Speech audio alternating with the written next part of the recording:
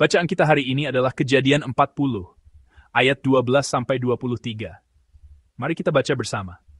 Kata Yusuf kepadanya, "Beginilah arti mimpi itu. Ketiga carang itu artinya 3 hari. Dalam 3 hari ini, Firaun akan meninggikan engkau dan mengembalikan engkau ke dalam pangkatmu yang dahulu, dan engkau akan menyampaikan piala ke tangan Firaun seperti dahulu kala, ketika engkau jadi juru minumannya. Tetapi, ingatlah kepadaku, apabila keadaanmu telah baik nanti, tunjukkanlah terima kasihmu kepadaku dengan menceritakan hal ihwalku kepada Firaun, dan tolonglah keluarkan aku dari rumah ini. Sebab aku diculik begitu saja dari negeri orang Ibrani, dan di sini pun aku tidak pernah melakukan apa-apa yang menyebabkan aku layak dimasukkan ke dalam liang tutupan ini." Setelah dilihat oleh kepala juru roti, betapa baik arti mimpi itu, berkatalah ia kepadanya, "Aku pun bermimpi juga. Tampak aku menjunjung 3 bakul berisi penganan. Dalam bakul atas ada berbagai-bagai makanan untuk Firaun, buatan juru roti, tetapi burung-burung memakannya dari dalam bakul yang di atas kepalaku." Yusuf menjawab, "Beginilah arti mimpi itu. Ketiga bakul itu artinya 3 hari. Dalam 3 hari ini Firaun akan meninggikan engkau, tinggi ke atas, dan menggantung engkau pada sebuah tiang, dan burung-burung akan memakan dagingmu dari tubuhmu. Dan terjadilah pada hari ketiga, hari kelahiran Firaun, maka Firaun mengadakan perjamuan untuk semua pegawainya. Ia meninggikan kepala juru minuman, dan kepala juru roti itu di tengah-tengah para pegawainya. Kepala juru minuman itu dikembalikannya ke dalam jabatannya, sehingga ia menyampaikan pula piala ke tangan Firaun. Tetapi kepala juru roti itu digantungnya, seperti yang ditakbirkan Yusuf kepada mereka. Tetapi Yusuf tidaklah diingat oleh kepala juru minuman itu, melainkan dilupakannya." Amin. Saya akan menyampaikan firman Tuhan dengan judul Mimpi Kepala Juru Roti, Alasan Dibalik Kekhawatiran. Kita sedang merenungkan apa yang dialami Yusuf di dalam penjara. Yusuf berada di sana bukan karena dosanya, tetapi para tahanan lain di penjara karena kejahatan yang mereka lakukan. Alkitab mencatat bahwa ada 2 orang yang masuk ke penjara tempat Yusuf berada, dan salah satu dari mereka akan memainkan peran penting dalam masa depan Yusuf. Dalam renungan kemarin, kita melihat kedua orang ini menjadi khawatir. Kekhawatiran serupa juga akan dialami oleh Firaun, Raja Mesir, dalam perikop selanjutnya. Hari ini kita akan membahas alasan dibalik kekhawatiran, yaitu mengapa kita merasa khawatir. Kekhawatiran kedua orang dalam perikop hari ini, dan juga kekhawatiran Firaun yang akan kita bahas nanti, bersumber dari mimpi. Bagi orang-orang zaman dahulu, tidur dianggap sebagai pengalaman kematian bagi orang yang hidup. Artinya, saat tidur, mereka percaya seseorang sedang mengalami dunia lain atau mencicipinya terlebih dahulu. Oleh karena itu, mimpi dianggap sebagai sebuah pengalaman dari dunia lain atau dunia para dewa. 2 pejabat yang berada di penjara bersama Yusuf ini menghadapi sebuah masalah. Mereka bermimpi, tetapi tidak ada seorang pun yang dapat menafsirkannya. Jika mereka orang bebas, mereka pasti akan segera mencari penafsir mimpi, entah itu dukun atau peramal. Namun, karena berada di dalam penjara, mereka tidak dapat melakukannya. Inilah yang menyebabkan mereka khawatir. Ketidakmampuan untuk mengetahui arti mimpi mereka menjadi sumber kegelisahan. Yusuf melihat kekhawatiran mereka. Kekhawatiran ini memang akan terjawab. Tetapi, jawaban itu menyingkapkan takdir yang sangat berbeda bagi keduanya. Sebab tafsiran mimpi mereka ternyata sangat bertolak belakang.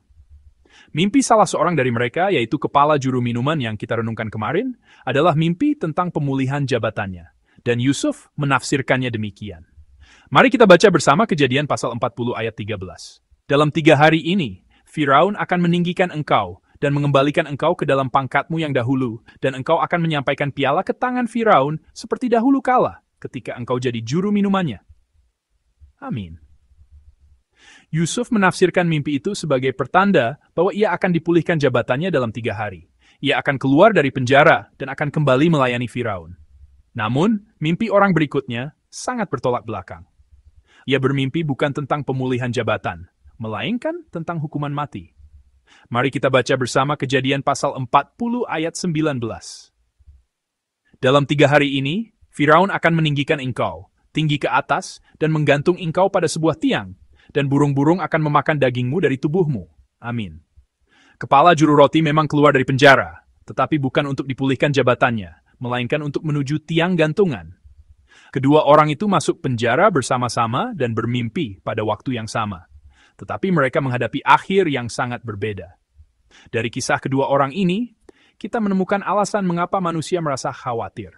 Ketika mereka bermimpi, tetapi tidak dapat mengetahui artinya, mereka menjadi gelisah. Singkatnya, ketidaktahuan kekhawatiran. Sebenarnya, ketidaktahuan ini bukan sekadar tidak mengetahui arti mimpi. Sumber utama ketidaktahuan adalah tidak mengenal Allah. Sebab dialah yang memberikan mimpi dan sekaligus menafsirkannya. Yusuf sendiri mengatakan hal ini mengenai tafsiran mimpi. Mari kita buka Kejadian pasal 40 ayat 8. Mari kita baca bersama. Jawab mereka kepadanya, kami bermimpi, tetapi tidak ada orang yang dapat mengartikannya. Lalu kata Yusuf kepada mereka, bukankah Allah yang menerangkan arti mimpi? Ceritakanlah kiranya mimpimu itu kepadaku. Amin. Yusuf dengan jelas mengatakan bahwa tafsiran mimpi adalah milik Allah. Melalui ini, ia sedang memperkenalkan Allah yang ia sembah kepada mereka. Kedua pejabat itu memang menerima mimpi yang diberikan Allah, tetapi mereka tidak dapat menafsirkannya. Alasannya bukan karena mereka tidak memiliki kemampuan menafsirkan mimpi, melainkan karena mereka tidak mengenal Allah. Ketidaktahuan akan Allah inilah yang membuat mereka khawatir. Mimpi ini diberikan oleh Allah yang berdaulat atas sejarah. Oleh karena itu, untuk memahami kehendaknya, kita harus mengenal Dia. Disinilah letak alasan mendasar mengapa manusia merasa khawatir. Karena mereka tidak mengenal Allah. Orang yang tidak mengenal Allah pasti hidup dalam kekhawatiran. Jika kita tidak mengenal Allah, kita tidak dapat mengetahui kehendaknya. Dan jika kita tidak mengetahui kehendaknya, kita tidak punya pilihan selain hidup dalam kegelisahan dan kekhawatiran. Kekhawatiran muncul karena kita tidak mengenal Allah. Jawaban ada pada Allah. Kiranya kita semua percaya akan hal ini. Satu-satunya jawaban sejati dalam hidup adalah mengenal Allah, pribadi yang berdaulat atas sejarah. Namun, terkadang orang yang mengenal Allah pun merasa khawatir. Perikop hari ini juga menunjukkan bahwa Yusuf pun adalah manusia yang lemah. Ia menunjukkan kecenderungan untuk bersandar dan mengandalkan manusia. Seperti yang sering saya sampaikan, saat merenungkan kitab Kejadian, fokus utama kita seharusnya bukan pada tokoh-tokohnya. Renungan seperti, Abraham memang pantas menjadi bapa orang beriman. Atau pandangan seperti, Yusuf menjaga imannya dengan baik di tengah penderitaan. Bukanlah inti dari apa yang ingin disampaikan oleh kitab Kejadian. Kitab Kejadian adalah kisah tentang bagaimana Allah membentuk Abraham menjadi bapa orang beriman dan bagaimana Allah menggenapi mimpi yang Dia berikan kepada Yusuf di tengah segala kesulitan. Fokus kita haruslah pada pekerjaan Allah. Dalam perikop hari ini, kita melihat sisi manusiawi Yusuf yang lemah. Mari kita baca bersama Kejadian pasal 40 ayat 14 dan 15. Tetapi, ingatlah kepadaku, apabila keadaanmu telah baik nanti, tunjukkanlah terima kasihmu kepadaku dengan menceritakan hal ihwalku kepada Firaun, dan tolonglah keluarkan aku dari rumah ini. Sebab aku diculik begitu saja dari negeri orang Ibrani. Dan di sini pun aku tidak pernah melakukan apa-apa yang menyebabkan aku layak dimasukkan ke dalam liang tutupan ini. Amin. Di sini, Yusuf sedang meminta pertolongan. Ia mencoba mengandalkan manusia, berharap diselamatkan oleh sesamanya. Ia meminta kepada juru minuman itu, jika keadaanmu telah baik nanti, sampaikanlah perkaraku kepada Firaun. Padahal, Allah lah yang akan membawa Yusuf keluar dari penjara. Tetapi saat ini, Yusuf justru mencoba bersandar pada manusia, yaitu Firaun. Inilah sisi lemah Yusuf yang sangat manusiawi. Ini adalah sikap bersandar pada manusia, bukan pada Allah. Kenyataannya, usaha untuk mengandalkan manusia ini tidak berhasil. Mari kita baca Kejadian pasal 40 ayat 23. Tetapi Yusuf tidaklah diingat kepala juru minuman itu, melainkan dilupakannya. Amin. Usaha Yusuf untuk mengandalkan manusia terbukti sia-sia. Kita juga terkadang mencoba mengandalkan orang atau koneksi untuk menyelesaikan masalah. Namun, hal itu tidaklah baik. Karena jika kita berutang budi kepada seorang, akan selalu ada saatnya kita harus membalas budi itu. Dalam perikop hari ini, usaha Yusuf gagal total. Anda mungkin berpikir, bukankah pada akhirnya kepala juru minuman itulah yang memperkenalkan Yusuf kepada Firaun?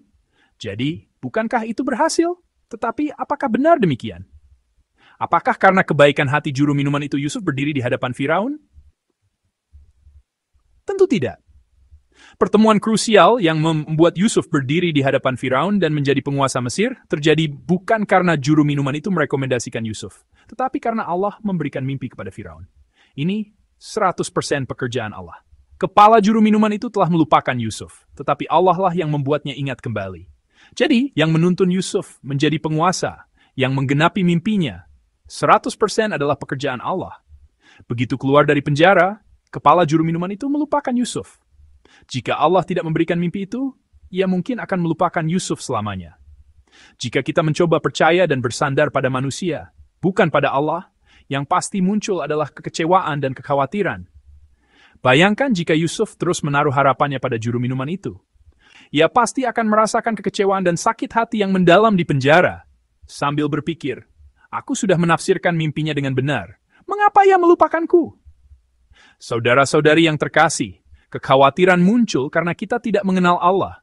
Kekhawatiran tidak muncul karena kita tidak tahu apa yang akan terjadi di masa depan, tetapi karena kita tidak mengenal Allah yang senantiasa memberikan yang terbaik bagi kita. Demikian pula dengan penjara Yusuf. Jika kita percaya bahwa Allah senantiasa memberikan yang terbaik, maka penjara itu dapat kita lihat secara berbeda. Bagi Yusuf, penjara adalah sebuah perhentian yang Allah siapkan untuk membawanya kepada sesuatu yang jauh lebih besar. Saya berdoa dalam nama Tuhan agar kita dapat mengenal Allah yang memberikan pengharapan, bukan kekhawatiran.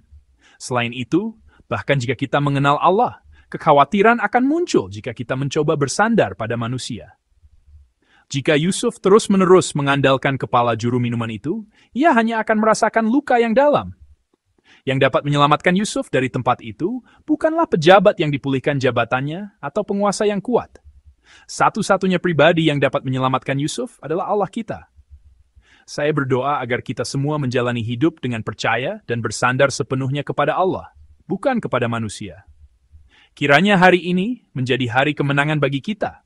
Tatali, itu imikin. Jadi mau Tuhan berdoa.